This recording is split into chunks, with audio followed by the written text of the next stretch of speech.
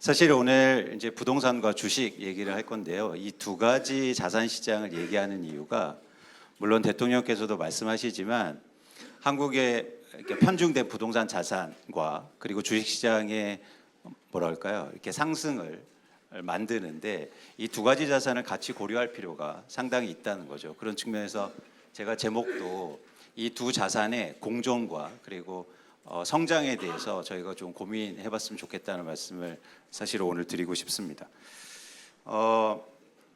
그런데 이게 강제로 막 부동산을 팔게 하고 주식을 사게 하고 이럴 수는 없잖아요. 그래서 저는 제시하고 이따도 말씀드리겠지만 인센티브를 통해서 사람을 어떻게 움직이게 할 건가.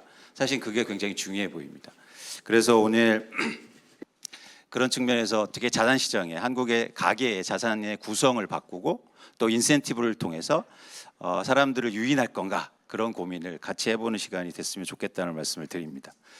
사실 제가 이런 강연을 하면 꼭 인센티브를 하나씩 드리거든요. 전 원래 주식 애널리스트였기 때문에 종목을 하나씩 찍어드리는데 근데 여러분은 주식 투자, 종목 투자를 못 하시니까 오늘은 그 종목 찍어드리는 건 몰래 개인적으로 해드리겠습니다. 처음에 그래서 보고 싶은 건 뭐냐면 이제 주식시장의 최근 흐름인데 한국의 코스피 지수가 3,000을 넘어섰는데 왜 오르고 있냐 이 부분에 대해서 한번 짚어볼 필요가 있다는 거죠. 굉장히 빠른 속도로 그래프를 보시면 경사도가 굉장히 빠른 속도로 움직이고 있는데요. 업종을 한번 보겠습니다. 어떤 업종이 많이 올랐냐? 제일 많이 오른 업종은 증권이고요. 그다음에 유틸리티, 건설, 기계장비 이런 순입니다. 그중에서 가장 많이 오른 게 증권이라는 거에 좀 주목해서 보고 싶은데요. 증권주가 오른 이유는 한국의 주식시장이 좋아질 거라는 기대감이 사실은 선반영된 거죠. 그런 측면에서 지금 많은 시장의 참여자들, 특히 투자자들이 한국의 주식시장이 좋아질 거라는 기대감을 굉장히 많이 갖고 있습니다. 그런데 그 기대감을 제일 먼저 누가 갖기 시작했냐면 개인들이에요. 그래서 개인 투자자들이 한국의 주식을 사고 그러다 보니까 증권주나 그리고 저평가된 주식들이 오르기 시작했습니다. 그런데 항상 이 개인은 안타깝지만 변동성이 큰 투자 주체입니다. 그러니까 갑자기 이렇게 기대감이 커졌을 뿐만 아니라 갑자기 줄어들 수도 있다는 거죠. 그래서 사실은 최근에 한국의 주식시장이 계속 올라서 대통령께서도 말씀하시고 시장의 기대감은 높지만 그 기대감이 근원을 좀 살펴보면 변동성이 큰 기대감이다. 그렇기 때문에 이렇게 많이 오른 게 어쩌면 작은 충격에 의해서도 쉽게 내려갈 수 있다는 걸 의미하는 겁니다. 그래서 어쨌든 지금의 주식시장의 상승 원인은 많은 사람들이 갖고 있는 기대감, 물론 여러분들이 통과시킨 그런 상법 개정에 대한 기대감 여러 가지가 작용된 측면이 있지만 저는 지속적으로 상승의 한계를 갖고 있다는 생각입니다. 그래서 이 기대감이라는 건 쉽게 변할 수 있다는 거죠. 그런 측면에서 한국의 부동산 시장도 좀 보고 싶은데요. 최근에 특히 3월부터 이게 서울의 아파트 가격인데요. 3월부터 가격이 급등하기 시작합니다. 그래서 일부 지역엔 수억 원씩 아파트 가격이 상승하기 시작하는데 그 원인도 좀 살펴볼 필요가 있다는 거죠. 그 원인을 한번 특히 이제 강남 지역의 아파트 가격이 많이 오르는데 강남 지역에 실제로 아파트를 어떻게 샀는가 조사를 한번 해봤습니다. 그랬더니 올해 3월부터 대표적으로 등기부등본을 통해서 조사를 해봤더니 예를 들어서 강남에 60억짜리 집을 사는데 27억 원의 대출을 받습니다. 예를 들어서 청담자이 27억 원 사는데 거의 부채 비율이 54%고요. 강남구의 역삼 아이파크를 사는데 60% 이상이 대출입니다. 그런데 여러분 생각해 보십시오. 왜 저렇게 대출을 많이 받아서 집을 샀을까요? 집이 필요했을까요? 아닙니다. 집값 상승의 기대감이 높았으니까 당연히 레버리지를 일으켜서 무리하게 집을 산 거죠. 마찬가지로 제가 드리고 싶은 말씀은 뭐냐면 지금의 한국의 부동산도 가격을 움직이는 가장 큰 동력이 뭐다? 사실은 기대감이라는 겁니다. 그게 자산시장의 단기 변동의 가장 핵심일 수 있다는 거죠. 거기에 더해서 보시는 거는 뭐냐면 강남 아파트의 매도 물량입니다. 집을 갖고 있는 사람들이 얼마나 시장에 매물을 내놓느냐. 잘 보시면 흥미로운 지점은 2025년 3월부터 매물의 양이 급감하기 시작해요. 왜 집을 갖고 있는데 갑자기 안 팔기로 결심했을까요? 당연히 집값이 더 오를 것 같으니까. 그래서 그런 기대감이 증폭되면서 살려는 사람들은 많고 팔려는 사람들은 줄어드니까 가격이 계속 상승세를 보였고 굉장히 높은 상승세를 보였던 원인이기도 합니다. 그런데 좀 더 한국의 부동산은 근원적인 그런 구조적인 불안 요인이 좀 있었는데요. 그거는 뭐냐면 윤석열 정부에서 가격이 2023년도에 가격이 하락했었거든요. 그러면서 이 가격을 부양하기 위해서, 즉 부동산 시장을 부양하기 위해서 대대적으로 유동성을 시장에 유입시킵니다. 그게 대표적으로 정책 자금이고 거의 이게 한 3년간 100조 원이 넘는 정책 자금이 들어가고요. 그러면서 가계 대출도 증가하면서 집값이 떨어지는데 일종의 부양을 한 거죠. 그런 어떤 유동성이 계속 시장에서 유입되고 있었던 구조적인 불안 요인이 있었던 겁니다. 거기다 더해서 서울시와 그리고 정부가 뭐냐면 재건축 규제 완화를 엄청나게 해줍니다. 그렇죠? 서울의 아파트 중에서 20년 된 아파트가 거의 40% 이상을 갖고 이상인데 이런 재건축이나 재개발 기대감이 커지면 어떻게 될까요? 집을 갖고 있는 사람들이 당연히 매물을 줄이게 되겠죠. 그래서 잘 보시면 이거는 요 옆에 있는 여의도 시범 아파트인데요. 시범 아파트의 전체 매물량이 120건이 넘었는데요. 재건축을 해준다고 하니까 지금 7건입니다. 살 수 있는 물건이 7분밖에 없어요. 그래서 시장의 유동성은 증가하는데 팔려는 사람들은 줄고 팔려는 사람들이 왜 줄었냐면 집값 상승에 대한 기대감뿐만 아니라 재건축 해준다니까. 그러면서 매물을 저렇게 줄이면서 집값이 급등할 수 있는 요건을 해준 거죠. 그래서 제가 말씀드리고 싶은 건 결론이 이겁니다. 결국엔 이겁니다. 한국의 주식이라든지 부동산 시장을 움직이는 건 지금 굉장히 사람들의 심리라든가 기대감이 많이 적용되고 있었다. 그리고 지금도 그런 상황이다라는 겁니다. 그런 차원에서 최근에 정부의 대책이 굉장히 유효했던 거예요.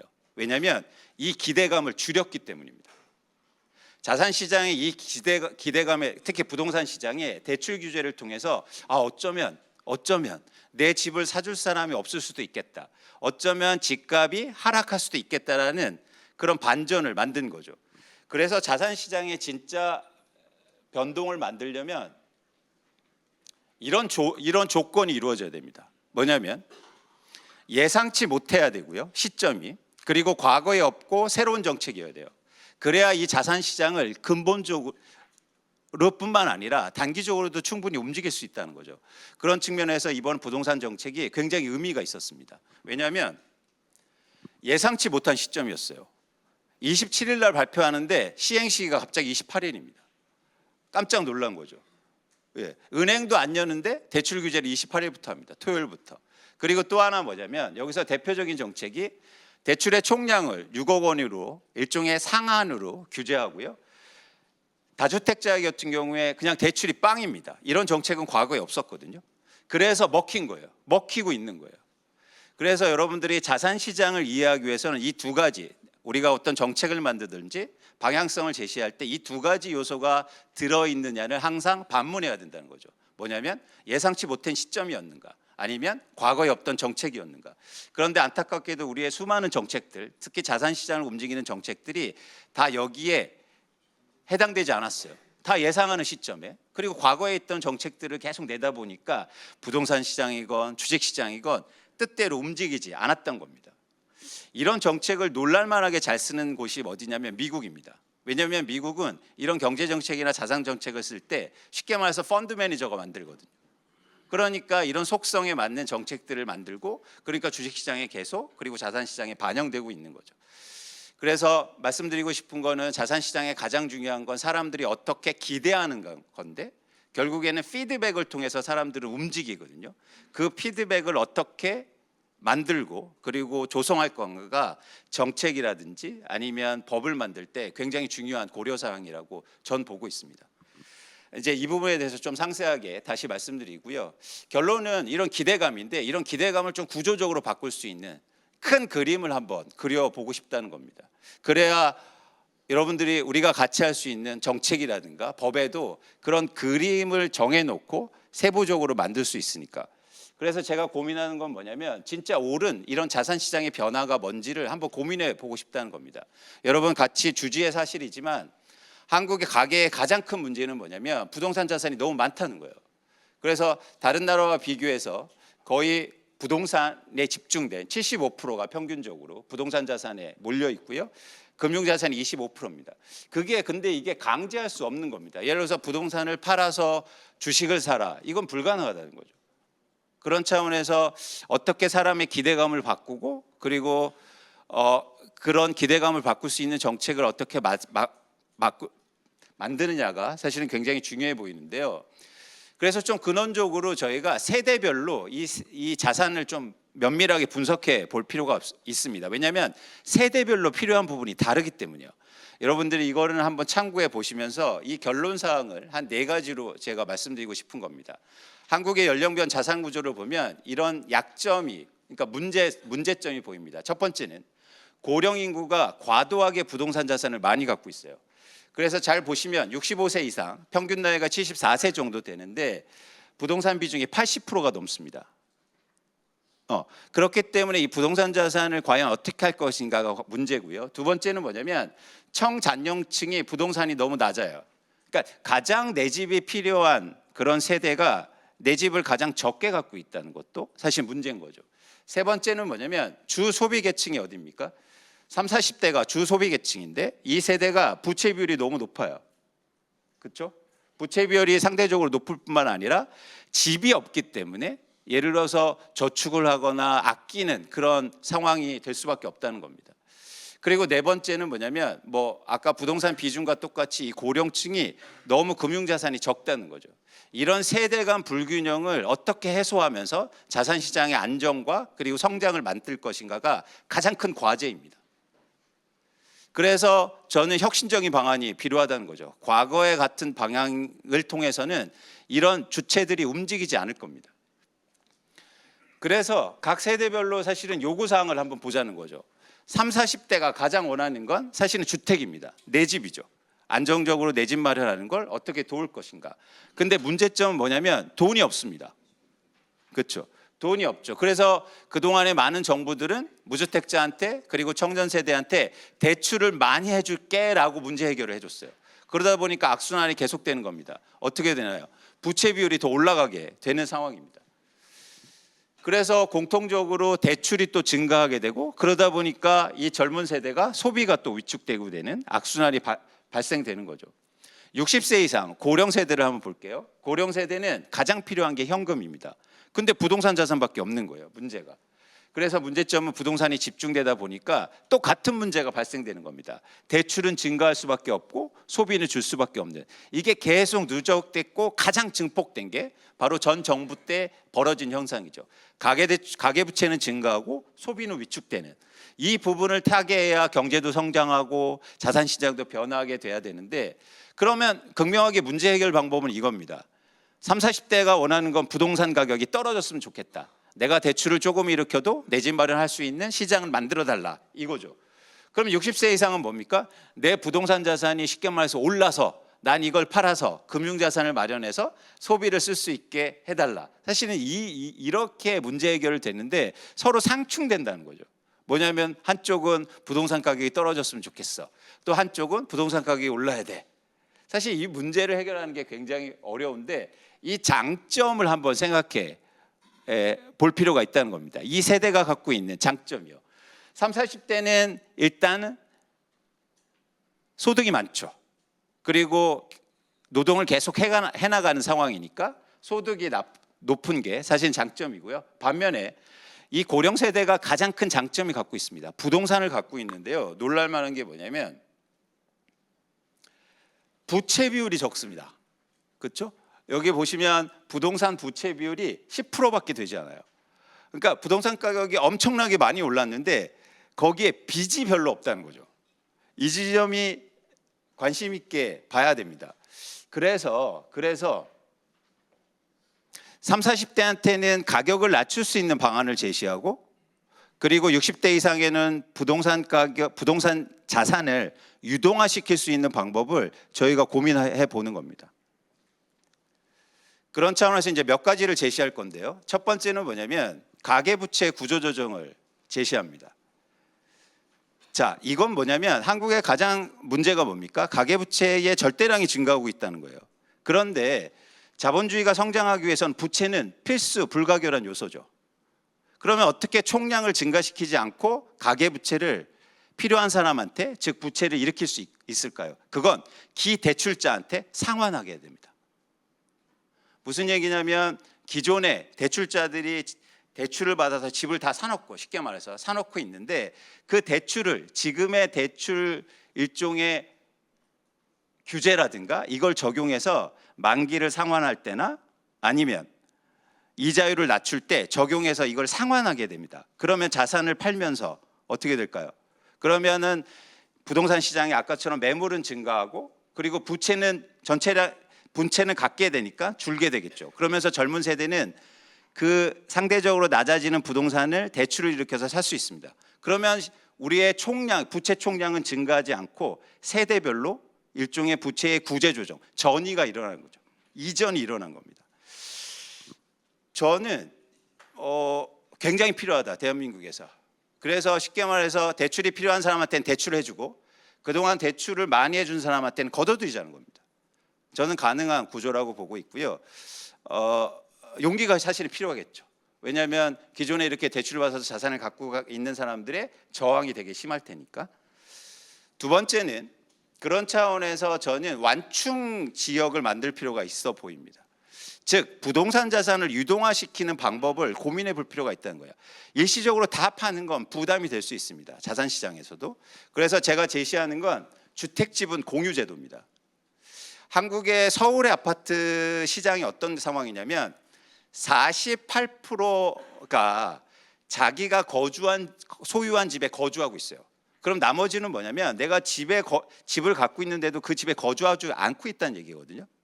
그 얘기는 뭐냐면 많은 사람들이 투자나 투기 목적으로 집을 갖고 있는데 거기에는 누군가 전세권자가 살고 있다는 거죠.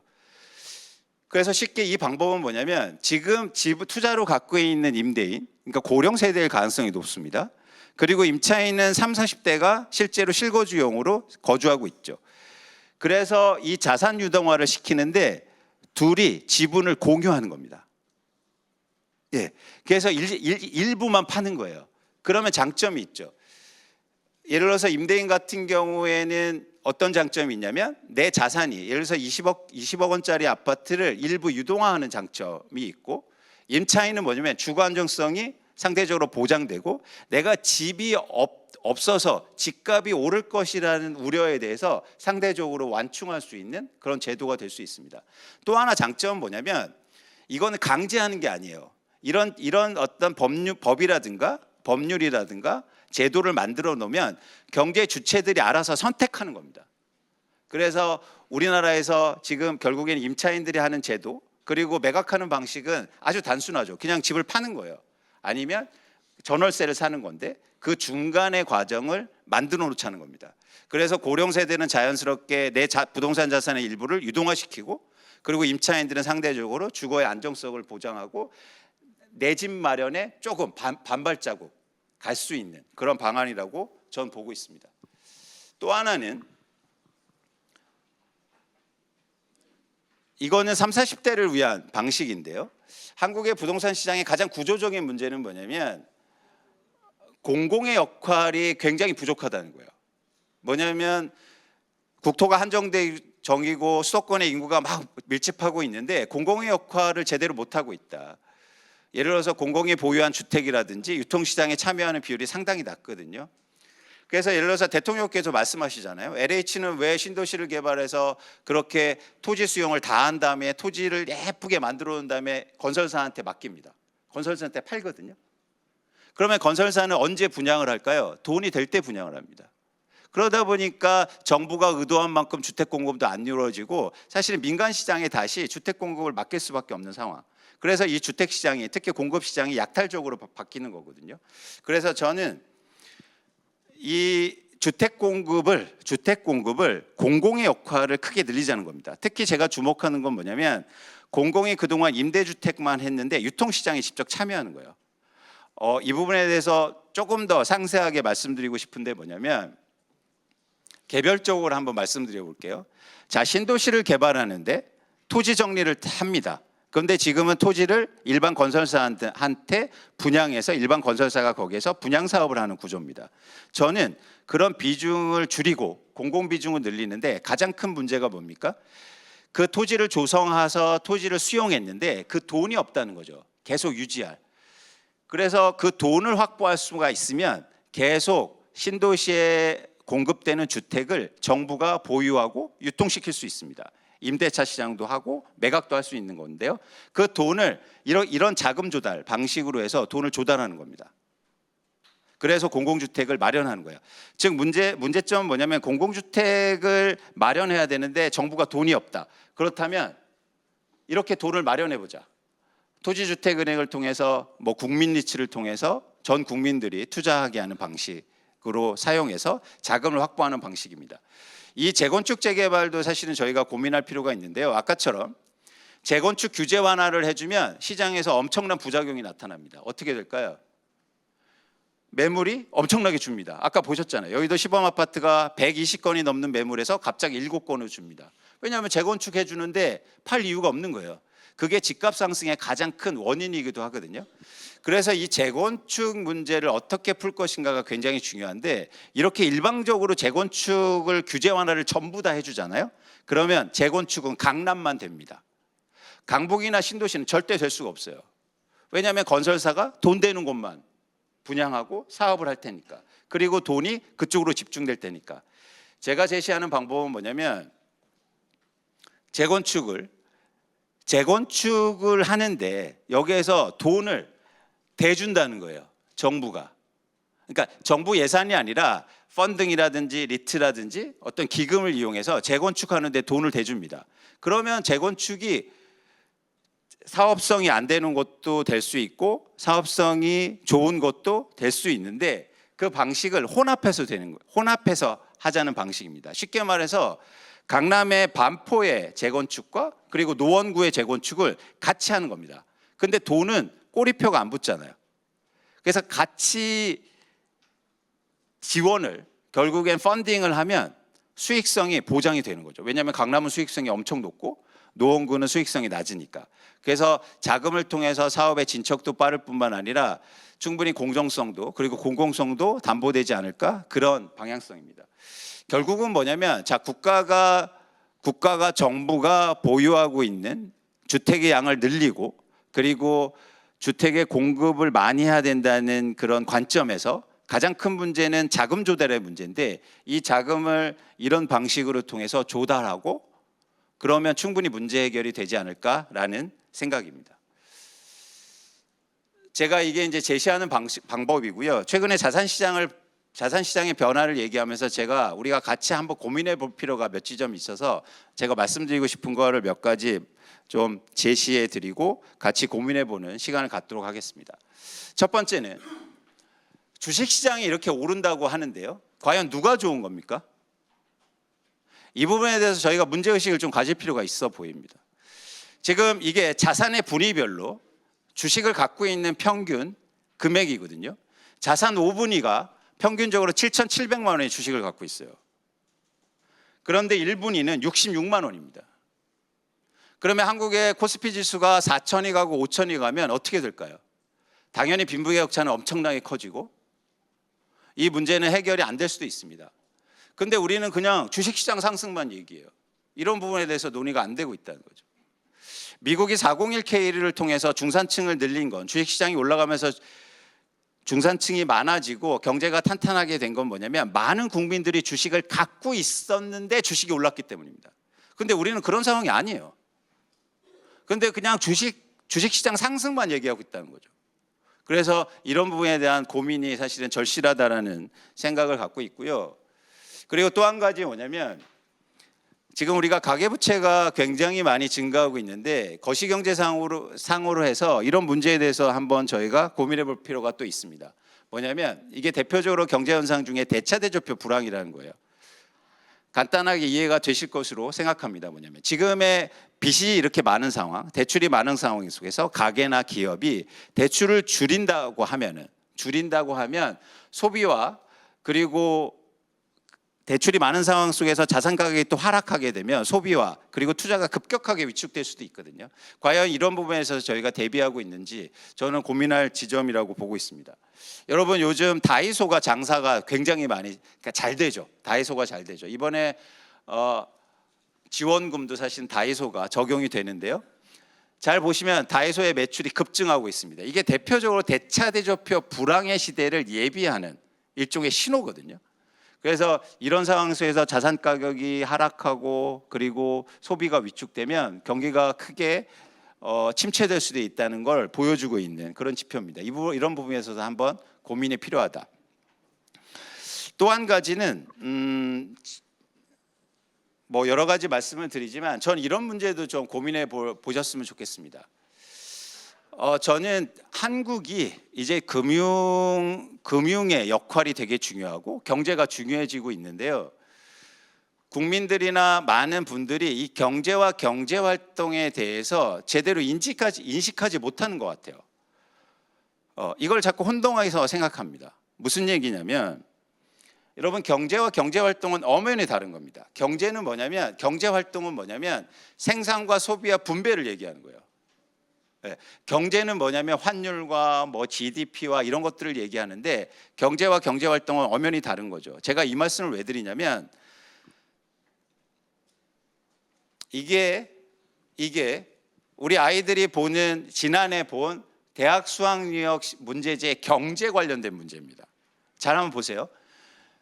자, 이번 문제는 뭐냐면 아직도 이런 문제가 나오고 있습니다. 계획 경제냐 시장 경제냐. 자, 6번 문제를 볼까요? 환율에 대한 문제가 나오고 있어요. 그런데 이거는 경제 교육이지 경제 활동 교육이 아니에요. 이걸 배워서는 아무것도 못하게 됩니다. 이게 다 학생들이 뭐냐면 부총리가 되려는, 뭐 기획재정부 장관이 되려는 거 아니잖아요. 근데 우리는 아직도 국민들이나 언론이라든지 아니면 교육이 여기에 맞춰져 있다는 거죠. 미국의 경제 교육을, 금융 교육을 어떤가 하고 있나 한번 보겠습니다. 첫 번째는 뭐냐면 earning income, 돈을 어떻게 벌지? 두 번째는 buying goods and services, 어떻게 물건을 사지? 소비에 대해서 교육을 배워요. saving, 저축은 어떻게 하지? using credit, 무슨 얘기냐면 내가 대출을 어떻게 잘 일으키지? 사실 이런 교육이 전혀 안 됐다는 거예요.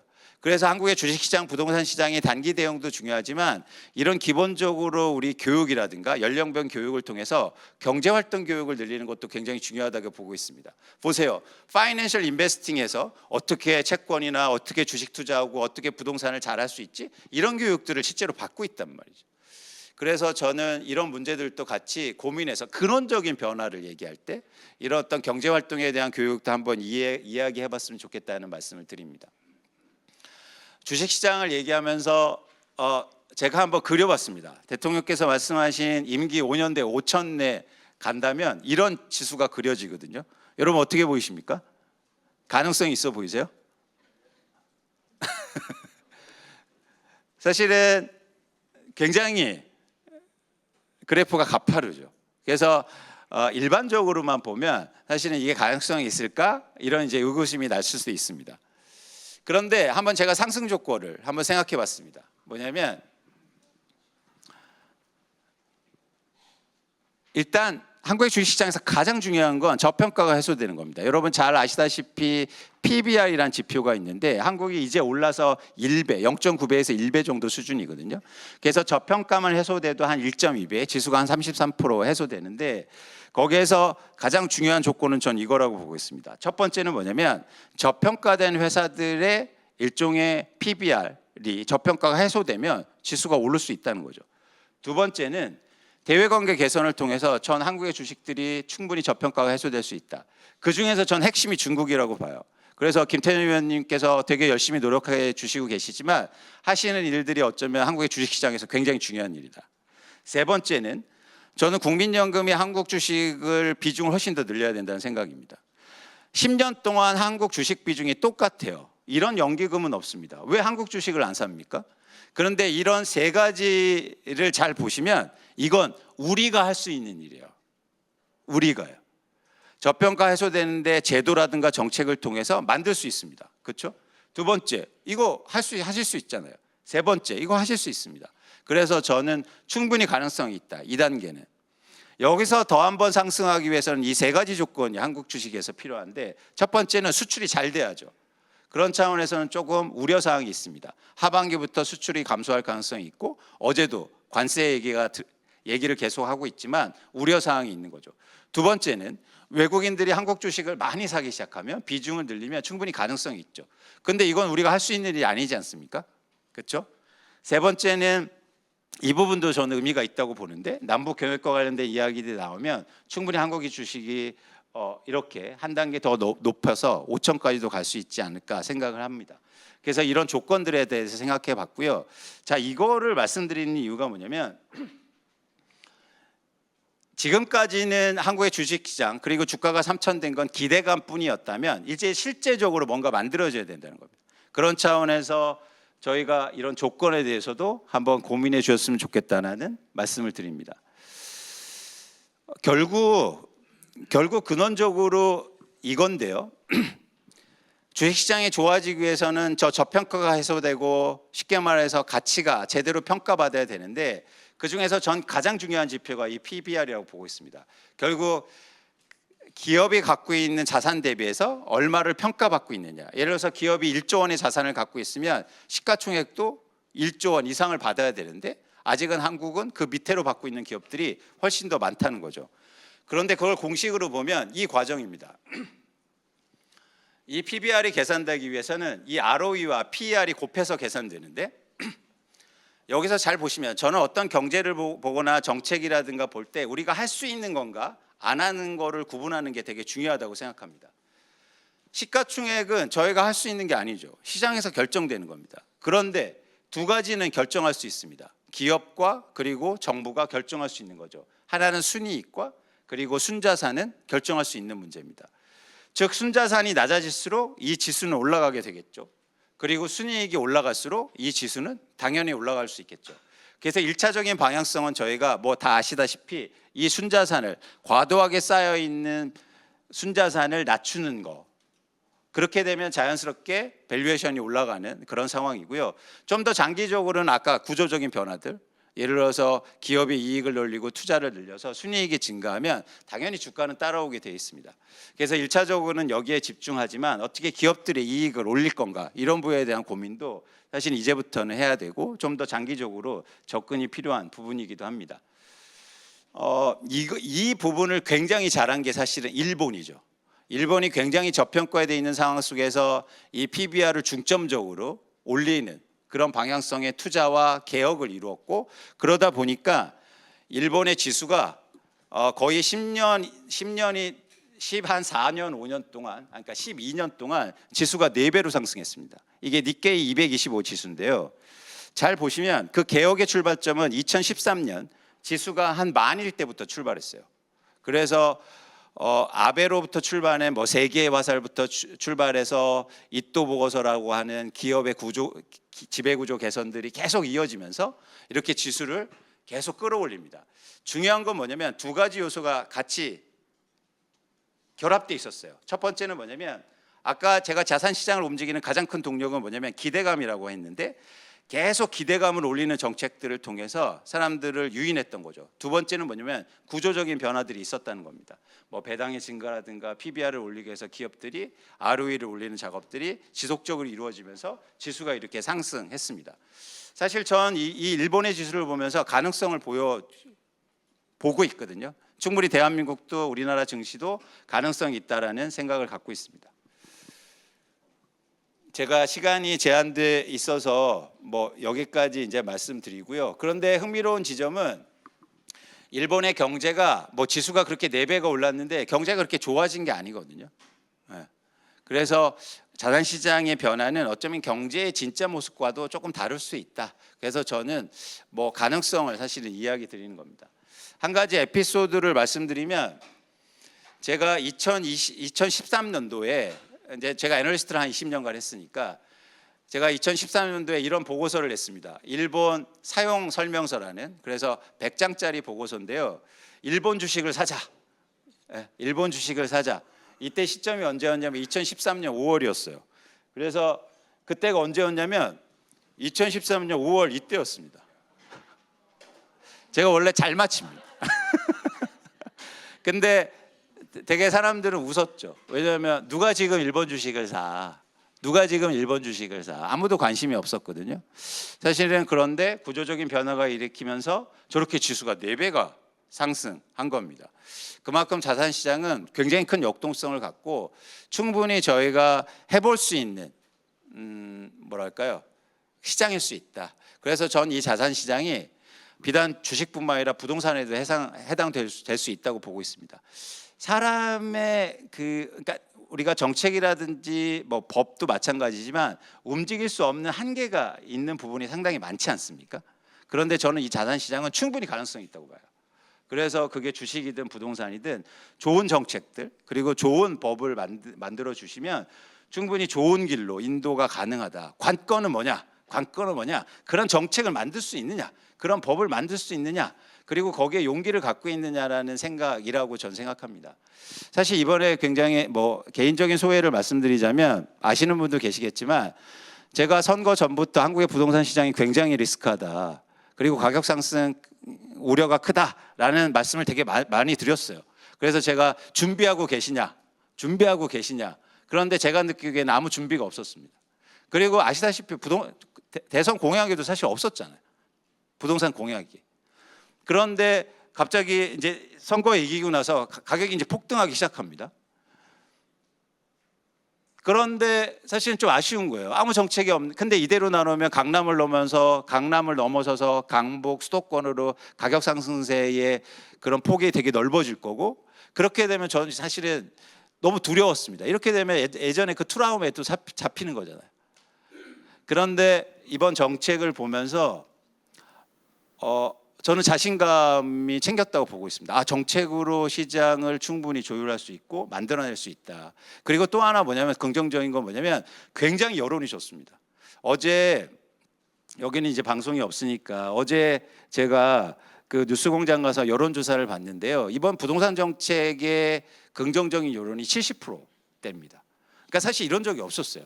부동산 정책이 나오면 항상 부정적이었거든요. 근데 이번 부동산 정책은 굉장히 긍정적이고 만약 이런 부동산 시장에 한국의 부동산 시장의 안정을 실제로 만들 수 있다면 저는 정말 이런 어려운 시기에 이런 부동산 가격을 안정시키고 그리고 무주택자라든지 아니면 자산의 구성을 이렇게 변화시킨 거의 유일한 정부가 되지 않을까.